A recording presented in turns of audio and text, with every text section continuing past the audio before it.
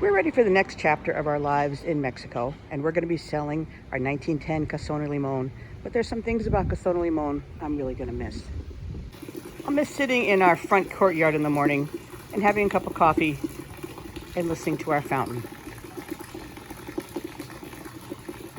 Lemon tree we planted in the front courtyard.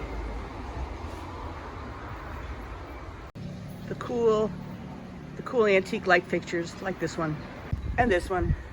The many hours I sat here, just people watching. This view that no matter how many times I come in the front door, this view never gets old. Gonna miss it.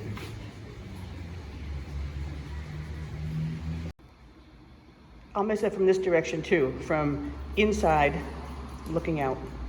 So you might think it's all woo-woo, juju, weirdo stuff, but I'm really into the energy of a place. And from the very first moment that we came into this room, when we first saw the house, I really, really loved the energy of this room. Didn't know too much about its history. We called this room the Salon, but not that long ago, we discovered that the house for many, many years was owned by the Canto family. And one of the kids wound up to be Dr. Canto, who practiced out of this house for many, many years. And we found out that this room, that we call the Salon, is the room where he delivered many babies. So I'm just thinking to myself, wow, maybe that explains the amazing energy that I always feel when I'm in this room. The staircase, the thing that everybody mentions when they come into the house. And so many people have said, oh, that's a perfect place to pose for prom or wedding photos. And I think my favorite memory will be on Christmas Day when we had, I think, at least 47 people posed on this staircase, and they were all joining in a Christmas Wassail song. We made a great video of it, and that's a memory I'm always going to keep with me. The thing I'm probably going to miss the most is this china cabinet.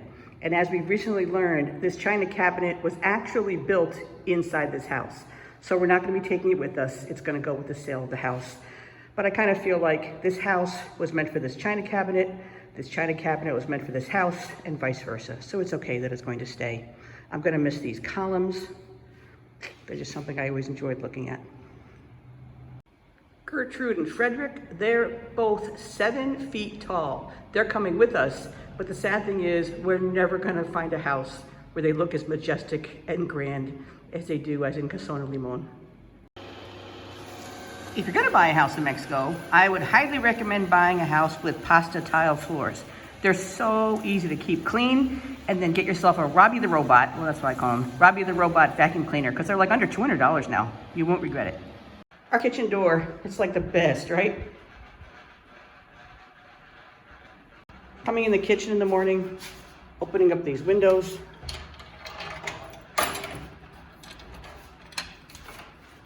how pretty is that? How about a tour of our kitchen tiles? I love them so much. Jim's got to find these for us in the next house. Oh, aren't they great? Look, they're even up there on the ceiling by the fan. They frame this entire kitchen window.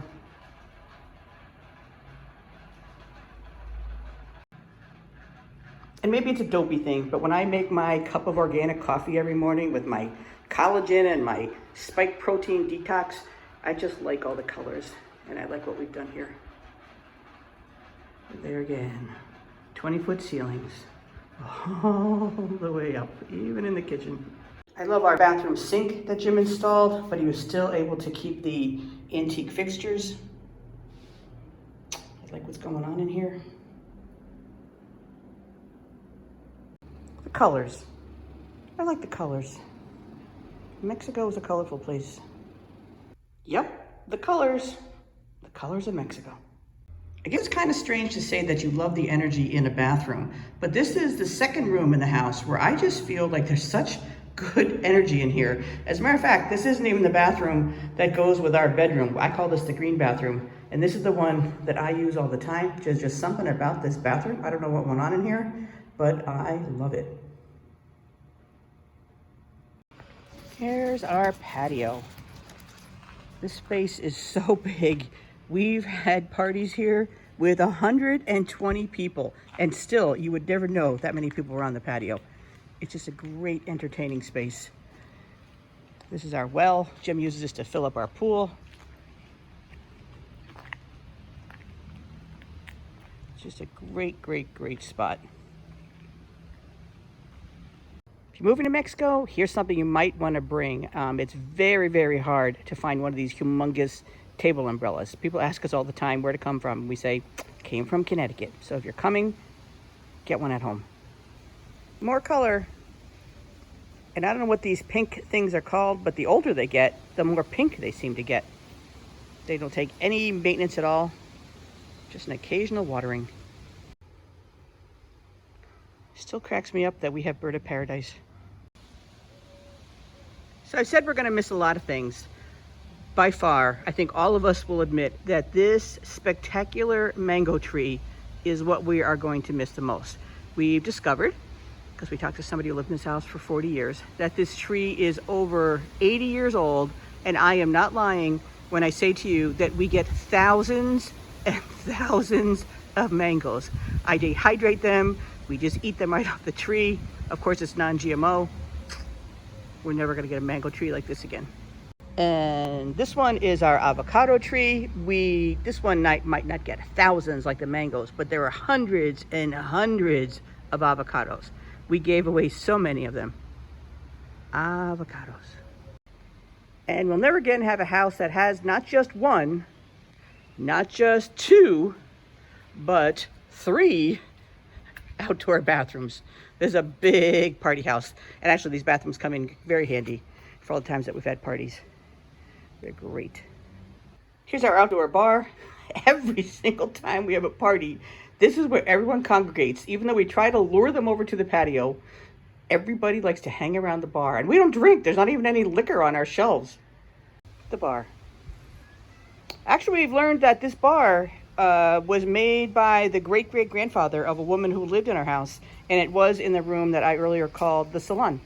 So it wasn't a bar. It was actually a thing that held the guy's, I guess, his like knick-knack type of stuff. And my pool memories. So besides the fact that we have a really cool pool, it's almost more like cenote because it's a natural rock bottom, different depths. At the deepest, it's about 7 feet. But my best memory is on Mexican Independence Day. We had a humongous party, almost 100 people, and Eris had a lot of our rollerblading friends over. And one of the guys, he put on his rollerblades, and it was nighttime. We have lights out here, but nighttime. He rollerbladed around the rim of this pool at a pretty high speed, and he went made it all the way around, and he never fell in. Cool memory. Our Larry Livolsi sculpture, he came with us from Connecticut. He's going with us to our next house, but I think he looks pretty cool here too. Purely by accident, this turned out to be a great place to hang our porch swings from Connecticut.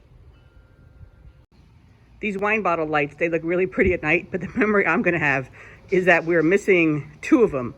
So Jim and I, in our kitchen sink, we watched all these YouTube videos and we figured out a way to make them. It involved like string and nail polish and a lighter and gas. But anyway, we managed to do it. Yes, we tried one of those glass cutters. It didn't work. But whenever time I see them lit up, I think about that night when Jim and I made them. And our Connecticut friends, specifically Woody Benko, he's going to be thrilled to hear that we're going to have to move the stone benches again.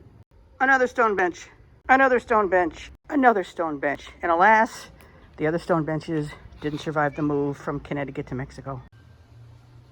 Except for Eris brewing her kombucha here, we never got a chance to use this spot. But look at this. Look how cool this faucet is. Like I said, we never got a chance to do much here, but I thought this was great. How cool is that? More color, color, color, color. When all the stone walls of your house are 26 inches thick, you got to come up with some clever ways to hide those internet booster things. So guess what's under there?